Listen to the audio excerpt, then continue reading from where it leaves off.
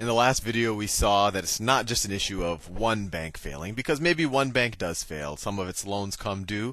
In this case, Bank A had some loans from Bank B that come due.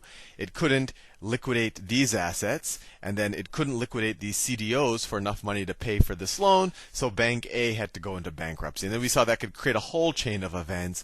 Then this loan that Bank B had made to Bank A, the one that actually precipitated the event, that had to be written down, because then, Bank A is going to go into bankruptcy, and you don't know how much you're going to get back for that loan. And of course, everybody who had loans to Bank A, maybe Bank D had loans to Bank A. So maybe this asset right here was also a loan to Bank A. Right? Everyone with loans to Bank A all of a sudden gets afraid. They might have to write down their assets. And now, on top of the CDO problem that we were all talking about, these smelly assets that no one wants to value correctly, on top of that, you have this issue of, wow, these loans that I made to this other bank, now all of a sudden those are impaired assets. These are assets that probably aren't worth what I thought they were. And so you have the situation. One, Bank A was the last one to fall, but maybe everyone starts looking at Bank C next, and it's usually reflected in the stock price. People start shorting the stock starts going down, and then Bank C has in a situation where it has some loan to Bank F.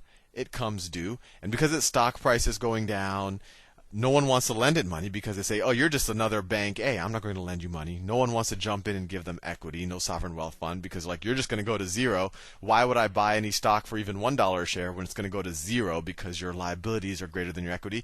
So no one wants to save them either. And so now you have this chain reaction occurring, this cascade of negative events. So all the banks are afraid to lend to any other bank. And the Fed was you've probably read articles that the Fed is injecting liquidity. What the Fed was doing they were saying, okay, well, we'll take some of these assets that, let's say Bank C that you have. We'll take them as collateral and we'll lend you money. And even if this was horrible collateral, the Fed just got very nervous and just started lending money to anybody who was allowed to borrow from the Fed. And I don't know if you remember, but the Fed extended it. Normally it's just commercial banks, but at the beginning of the credit crisis, or actually after the Bear Stearns collapse, the Fed allowed investment banks and other people to start borrowing from the Federal Reserve directly. But all that was happening, normally when the Federal Reserve lends money to someone, that person borrows that money, keeps some of it, and lends the rest to someone else, and so that money enters the system, and it allows the actual money supply to increase. But what's been happening now is, when banks use this money to borrow from the Fed, or to borrow any money, they use these assets as collateral. They just sit tight on that cash, because they're like, wow, you know what? I don't know what my assets are worth. I don't know what other of my assets are going to fail. When these loans come due that I owe, I better have some cash. Otherwise, I'm just going to be another Bank A. So people were borrowing from the Fed, or borrowing in general, but they weren't lending out again. So that money just kind of went into a black hole. And so everyone was just sitting tight on top of their money. So what's the problem here? Well, clearly, one bank failure can lead to multiple bank failures, especially if no one's willing to lend them more money. So you could say, oh, well, the only problem is all of these banks just fail, and who knows, the world might be better off for that, because you won't have all of these people who, frankly, aren't making anything. Although, I don't want to say that, because there is a use for the financial services sector, but to some degree, a lot of what happened in the last 5 years, they weren't creating value. They were just leveraging up and increasing the risk in the system. But anyway, let's put that aside. So you might say, okay, worst case, these banks all go bankrupt, they get restructured, but they come back. The only negative of that will be that their current shareholders lose all their money, but that's okay. No risk, no return. Well, there was risk, and the risk was that your stock goes to zero. But then the banks will come back with new equity, and then they'll be back in 5 years under new ownership. You might say that's okay, but what happens? What the problem is maybe all of these banks, there's just a cascade they go under, but not all of these loans that they make out are to other banks. Some of these loans they make out to the real economy, what everyone's calling Main Street now, right? Some of these loans they're making out are to, it could be to a company that makes tractors, or a company that, or maybe it's an agricultural company that needs loans to buy seeds for the next for the next year's crop. So these are loans that actually funneled into the real economy, and if every bank is just sitting on their money, then these loans are going to be made into the real economy. Those real companies aren't going to be able to make investments to buy seeds or to make a loan to build a factory for a product that's actually doing quite well. And so everyone will be starved off, and you will go into this massive recession, because even though there is good uses of capital, if you were to give someone a loan, they could use that loan to actually create value by planting seeds or by building a factory. Those loans aren't available. Those factories won't get built. Those seeds won't get planted. The farmers will lay off people. The factories will lay off people, and you can imagine we'll go into this economic down cycle. So that's what the Federal Reserve, that's what Paulson and the Federal Reserve is concerned about. Although some people would debate that they're more concerned about the banks than the real economy, and they're just using the real economy as kind of a sideshow, or the rationale. So what are they arguing? What are they arguing that they want to do? Well, they said, well, the crux of this issue is if these $2 billion in CDOs, or these $2 billion in CDOs, whatever the CDOs that any of the banks are holding, if only the people could realize the value, if only this $2 billion that they have on their books could be turned into $2 billion of cash, this wouldn't be a problem, right? Because when these loans come due, if you believe this $2 billion, then all of these banks have positive net worths, they all have positive equity, and then this whole chain reaction won't happen. So this is what the government actually, when the bailout plan first came out and they said, oh, we'll create the $700 billion fund to buy some of these toxic assets, and at first they said, oh, we'll buy them at a discount, and we'll hold them to maturity, and then we might even make a profit. I said, well, that might sound good, but how's that going to solve the situation? Because if you were to go to this bank and say, buy the CDOs, you'd be an idiot to pay $2 billion for them if the market is only giving, instead of $2 billion, if they're only giving $100 million for them.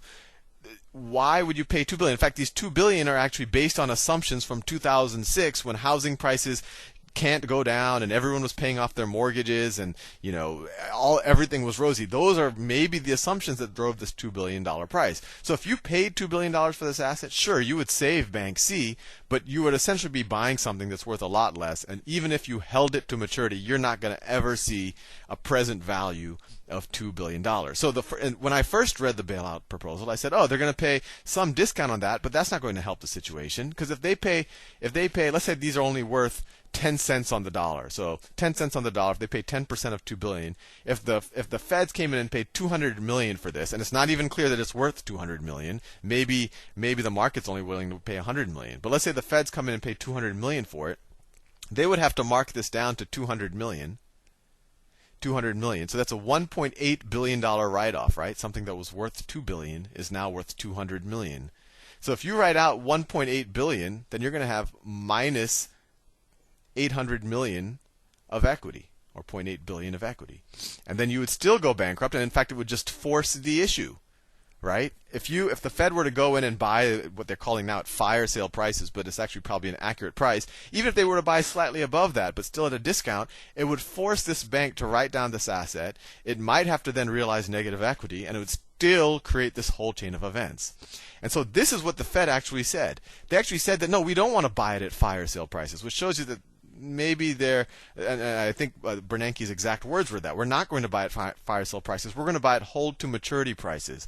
So to me, that's what the Fed is saying. We're going to pay enough money for these assets so that these banks still have positive equity, and so that these banks can still pay off any liabilities that come due. Well, you might say, well, hey, Sal, that's not a bad idea. Well, I'll say that's a horrible idea, because if these are really worth $100 million and you're paying $2 billion for it, you're essentially writing a government check, $1.9 billion. You're essentially, let's say this is really worth minus 0.8. You're writing a if these are really worth, let's say they're really worth zero, right? Just to simplify things. Let's say these are actually worth zero, and the government pays $2 billion for it. The government is essentially writing a $2 billion check to the equity holders of this company. Right? The real equity is worth minus $1 billion, but the government is going to essentially write them a $2 billion check so they can get their $1 billion back. And it's also going to benefit the bondholders, because if this is worth zero, not only will these guys get wiped out, right? Because you're going to have, but then these guys are only going to be able to capture back some of these $3 billion. So these liabilities are going to be written down.